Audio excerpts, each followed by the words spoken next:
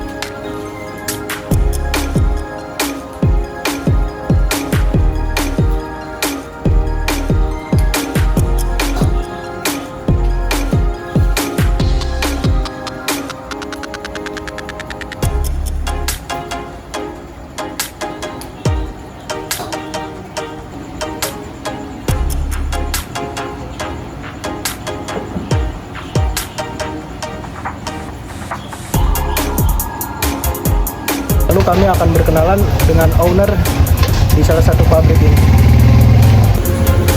Assalamualaikum. Kenalkan, nama saya Muhammad Risan. Dengan Bapak siapa? Pak Boni. Bapak Boni. Silakan pemilik.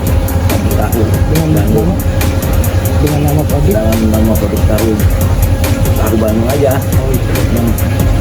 Pertanyaan selanjutnya adalah, apa peran teknologi yang digunakan dalam pabrik tahu ini, Pak? Ya, mesin mungkin ya. Mesin, ada apa saja? Nggak ada mesin antik ini mah. Mesin penggiling digunakan untuk menggiling. Mungkin kedelai.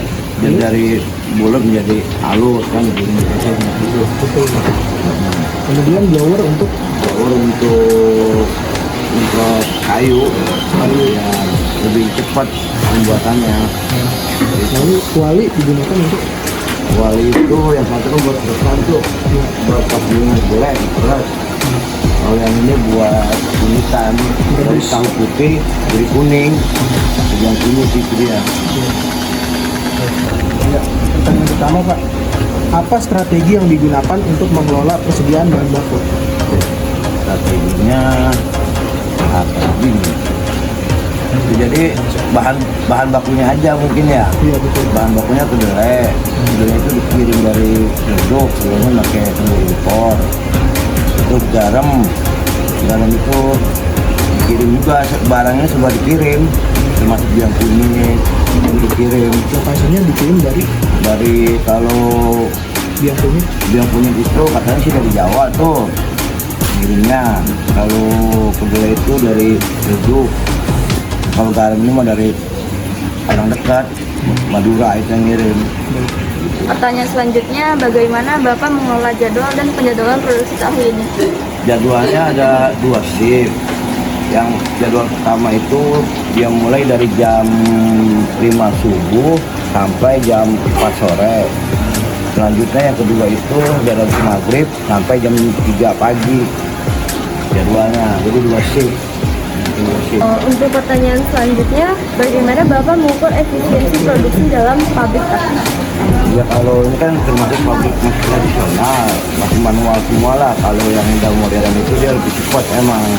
Tapi untuk kualitas tahu ya lebih enak tradisional. Jadi agak wangi dia sama tahunya, karena pakai kayu bahan buatannya.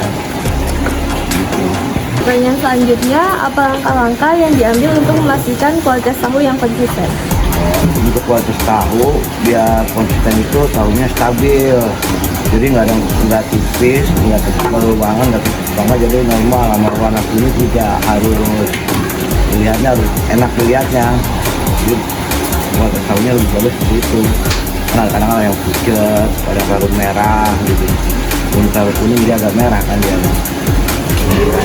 Selanjutnya Pak, bagaimana proses perencanaan produksi tahu dari awal hingga pengiriman?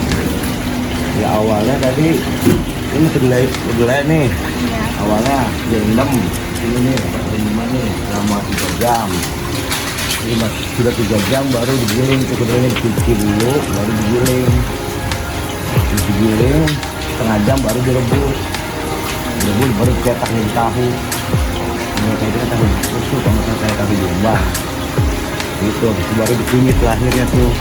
Untuk pengirimannya bagaimana Pak? Pengirimannya ya sebagian besar pedagang keliling. Jadi diambil sendiri dari pabrik, bagi mereka bawa keliling.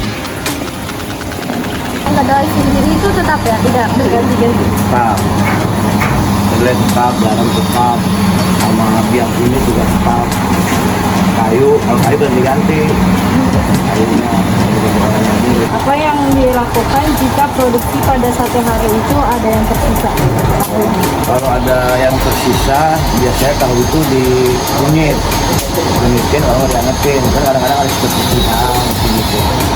Kalau ada pedagang yang dadakan libur, nggak ada, tapi jarang sih seperti itu mas. Bisa, jadi kunyitin aja lah jadi dibawa sama pedagang-pedagang.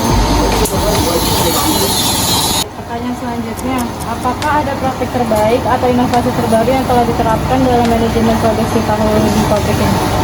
Ada tahu susu. Tahu susu itu kan dia bedanya ada susunya. Itu jualan juga pakai tempat, pakai cup itu biar kelihatan barangnya agak mewah dibanding yang lain. Berarti beda ya sama bentukan di tahu kayak tahu cetak atau Iya beda, dia lebih higienis dia mah. Dia pakai susu, pakai tempat, pakai garam juga. pemeliharaan yang dilakukan pada alat-alat yang digunakan di pabrik ini? Ada pemeliharaannya seperti apa namanya, tahang sama tanggok tuh. Kalau pabrik tahu kan namanya tahang sama tanggok. Setelah bekerja dibersih-bersihin tahang sama tanggok. Kalau kunyitan itu per 3 hari itu dibuang punya. Kalau kan seperti itu. Itu aja sih, sebenarnya perawatan wali itu kunyitan dibersihin gitu. Tahu selain dikonsumsi digunakan apa lagi Pak? Terutama ampasnya. Kalau ampas itu biasanya dipergunakan untuk makan sapi. Jadi apa itu buat makan sapi, tiap hari itu diambil ampasnya. Ya, pertanyaan selanjutnya, Ada berapakah jumlah karyawan yang ada di pabrik tahu ini, Pak? Jumlah karyawan semuanya ada 9 orang. Kalau syarat 2 orang, jadi totalnya 11 orang. Lalu apa pengaruhnya terhadap produksi tahu? Misalnya berapa tahu yang dihasilkan dari 9 orang karyawan di sini? Tahu per hari itu dihasilkannya kira-kira 20 tahun setengah per hari. 9 orang karyawan itu. Kemudian pertanyaan selanjutnya adalah apa faktor dari kekurangan bahan baku yang mempengaruhi produksi tahu, Pak? Yang kekurangan itu kadang-kadang bahan bakarnya seperti kayu, kayunya telat, jadi pembuatannya kurang. Kedelai tadi Kalau kedelai mau di kedelai kadang-kadang datangnya telat, harus dia datang jam 2, jam 5 baru datang. Itu kan pengaruh untuk pembuatan tahu. disediakan berapa kintal untuk kedelainya? Kedelai ini disediakan ini kurang lebihnya hampir 4 kintal sama stoknya itu. Menghasilkan berapa tahu? Ya sekintal itu dia menghasilkan kurang lebih 10.000 tahu dari kintal. Sekian wawancara kita dari kelompok 4. Terima kasih kepada Bapak Guni.